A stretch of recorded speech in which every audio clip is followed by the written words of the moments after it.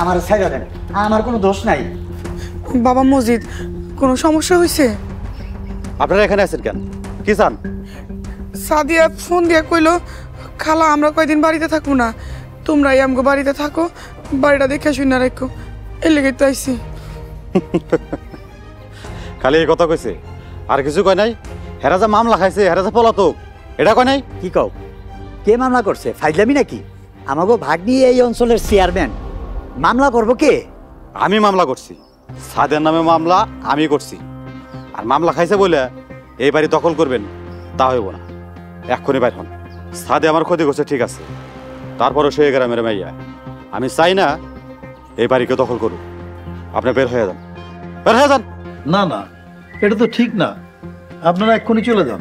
ইমাম সাহেব, আমরা তো এই বাড়ি দখল করতে আহি নাই, আমরা তো এই বাড়িটা দেখে শুনে রাখতে আইছি। হয় ইমাম সাহেব হুজুর, সাদিয়া আমাকে ফোন দিয়া কইলো আমরা বাড়িতে কয়টা দিন থাকুম না, তোমরা আইসা বাড়িতে থাকো। ও তাই না? সাদিয়া যদি কয়ে থাকে তাহলে তো আমার কিছু করার নাই। কি কোন ইমাম সাহেব? সাদিয়ার বাড়ি, সাদিয়া যাকেই খুশি থাকতে দিতে পারে, এখানে আমাদের কোনো কিছু করার নাই। রিজিক আলী সাহেবরে আর সাদিয়ারে একটা ফোন দেন, কথা বলবো। সাদিয়ার নিজের মুখে বিষয়টা বলুক। ইয়ে, সাদিয়া আমাকে ফোন দিছিল অন্য আরেকটা নাম্বার দিয়া, নাম্বার তো বন্ধ, ওই নতুন নাম্বারটাও বন্ধ। আরে বন্ধ তো থাকবোই, গ্রেপ্তারের ভয়ে ফোন বন্ধ করে রাখে। ইমাম সাহেব, এরা থাকুক নাকি কোন? থাকুক, সমস্যা নাই, আমি তাহলে আসি। জি, আসসালামু আলাইকুম। ভাই মিয়া, আঙ্গুতে ধরেছিলেন কেন? ভয় বাবা, আজকা তুমি এত লোকজন নিয়ে আইছো, ভয় পেয়ে গেছিলাম বাবা। বাবা মজিদ, আমরা তো এই বাড়িতে তোমার কথাতে আইছি, তুমি এত লোকজন নিয়ে ইমাম সাহেবরে নিয়ে আমগরে তো চুটপাট দিলা কেন? বোঝেন নাই, আপনি করে এই বাড়িতে থাকার ব্যবস্থা করলাম আর ইমাম সাহেবরে সাক্ষী রাখলাম। এখন গ্রামের লোকজনে কিছু করতে পারবো না। বুদ্ধিটা ভালো, অতি উত্তম বুদ্ধি বাবা মজিদ, তুমি অনেক বুদ্ধিমান। ঠিক আছে, এখন আপনারা এই বাড়িতে নিশ্চিন্তে থাকতে থাকেন। আজ হোক কাল হোক এই বাড়ি তো আমারই হইব। তুমি কোনো চিন্তা করো না, আমরা ঠিক মতনই দেখে শুনে রাখবো।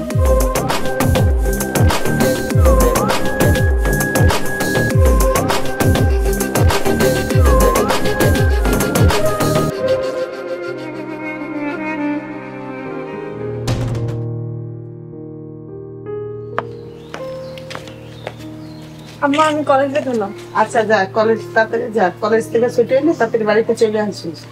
রুবিনা, কলেজেই তো ছো? আসসালামু আলাইকুম কাকা। কলেজে যাই। আরে কাকা কিসের? হ্যাঁ, এই আমার কি কাকার মতো মনে হয়?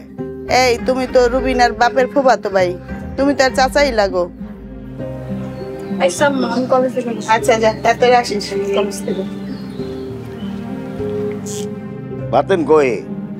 বাতেন মিয়া, বাতেন মিয়া। উনি তোমার বড় ভাই, সম্মান দিয়ে কথা বলো। খুব তেজ দেখাইতেছেন তো মনে হয়। টাকা নিছে, টাকা শোধ দেওয়ার খবর নাই, খালি মুখে বড় বড় কথা। তোমার ভাই বাড়িতে আসলে আইসো, যাও এখন বাড়ি যাও। আপনার তো আমি কইছি রুবিনার লগে আমার বিয়া দিয়ে দেন, টাকা শোধ দেওয়ান লাগবো না। এই, তোমার তিনটা কি বিয়া করে কি শখ মিটে নাই? অসভ্য লোক একটা। এই অসভ্য মাইয়া ছেলে, এত পক পক করো কে? হ্যাঁ, বেশি পক পক করলে এমন অবস্থা করো মানুষের মুখ দেখাইতে পারতো না। এই যে ভদ্রলোক, অনেকক্ষণ থেকে শুনতেছি, যা মুখে আসে তাই কইতাছেন। আপনার ঘরে নিশ্চয় মা আছে নাকি আপনি আসমান থেকে পড়ছেন? এই মিয়া সাবধান, তুমি বাতিন মিয়া বাড়িতে কি করো? হ্যাঁ, বাতিন মিয়া তোমার কি হয়? মুখ সামনে কথা কইবা। ওর নাম সাহেব, আমার মামাতো ভাইয়ের ছেলে। এই বেটার পাওয়ারে তোমার মুখ দিয়া ফক ফক করে খালি বড় বড় কথা বেরিতেছে। হ্যাঁ, আসিয়া বিবি, তুমি আমার চেনো না?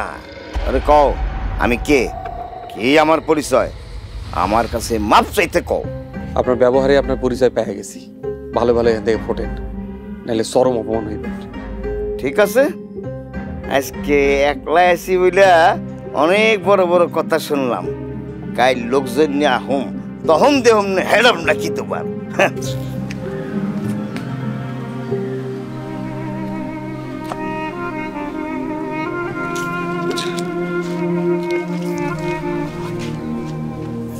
বাবা তুমি ওর সাথে লাগতে গেলে কেন? যত গর্জে তত ভরসা। আপনি চিন্তা করেন না, আল্লাহর উপরে ভরসা রাখেন। নামাজের সময় হয়ে যাইতেছে, আমি উজুটা করে আসি।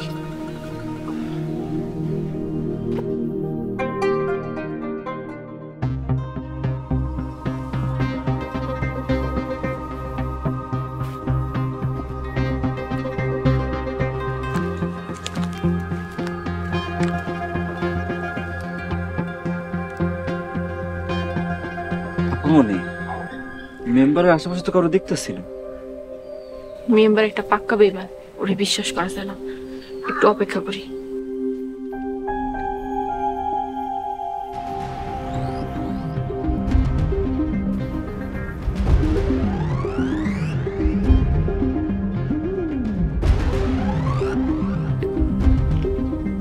আসসালামু আলাইকুম চেয়ারম্যান সাহেব। 1 ঘন্টা যাবত দাঁড়ায় আছি, আর কতক্ষণ দাঁড়ায় থাকবো? ওয়ালাইকুম আসসালাম। আর একটুখানি অপেক্ষা করেন প্লিজ। চেয়ারম্যান সাহেবা, আমার সাথে আমার আশেপাশে কেউ নাই, আপনি ভয় পাবেন না, আপনি আসেন, আমি আপনার সাহায্য করতে চাই। আমি সবই জানি, আপনি আমার জন্য আর একটু অপেক্ষা করেন প্লিজ। আচ্ছা ঠিক আছে, আপনি তাড়াতাড়ি আসেন, আমি এখানে অপেক্ষা করতেছি। আপামনি আমি তাই আপনি থাকেন, ধরা খাইলে আমি খামো, পরে যদি ঠিক মনে করেন আপনি সামনে এসছেন। তোকমান বেশি বুঝিস না, আর একটুখানি অপেক্ষা কর।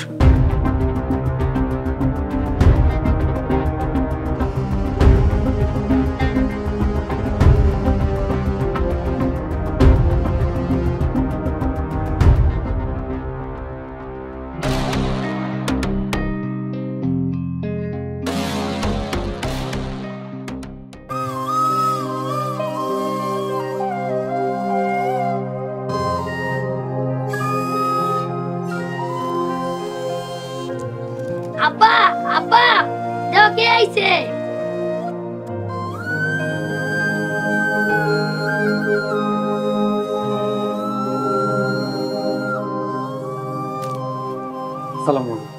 ওয়ালাইকুম আসসালাম। কি রে বাবা, এই শরীর নিয়ে তুমি বাড়িতে গেছো কেন? আর শুয়ে বসে থাকতে ভালো লাগে, নামাজ পড়ে আপনি সেটা। আব্বা আমি বাড়ি গেলাম। ঠিক আছে যা। বাবাজি, এই শরীরে তোমার বাইরনটা ঠিক হয় নাই। ডাক্তার কি কইছে শুনো নাই? তোমার সামনেই তো কইলো তোমার পায়ে যে জখম, এটা নিয়ে হাঁটা চলা করা নিষেধ। ডাক্তার তো কত কিছুই কয়, ওগুলা বাদ দেন। আপনার মোবাইলটা একটু দিবেন, আমি একটু সাদিয়ারে কল দিব। ওর নাম্বার কি তোমার কাছে আছে? পুরাতনটা মনে আছে, নতুনটা আফসা আফসা মনে আছে। একটু চেষ্টা করে দেখি মনে পড়ে কিনা। দেখো কথা কইয়া, আমার কোনো সমস্যা নেই। নাও।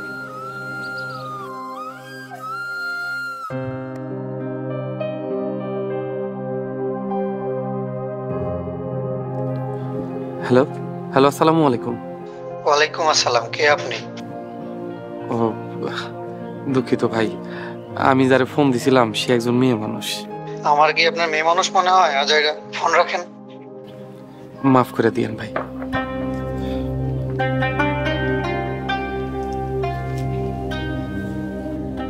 বাবাজি, তোমারে কি কইরা সান্ত্বনা দিমু এই ভাষা আমার জানা নাই। তবে ধৈর্য হারা হইও না, নিরাশ হইও না। আল্লাহ চাইলে তোমার পরিবারের লোকজনের লগে তোমারে মিলাইয়া দিতেও পারে। হতাশ হইতাছি না, চিন্তা লাগতেছে। আল্লাহ তুমি রহম করো। আল্লাহ দাও, বাড়ির দিকে দাও। যাইতে পারবো তো একলা একলা?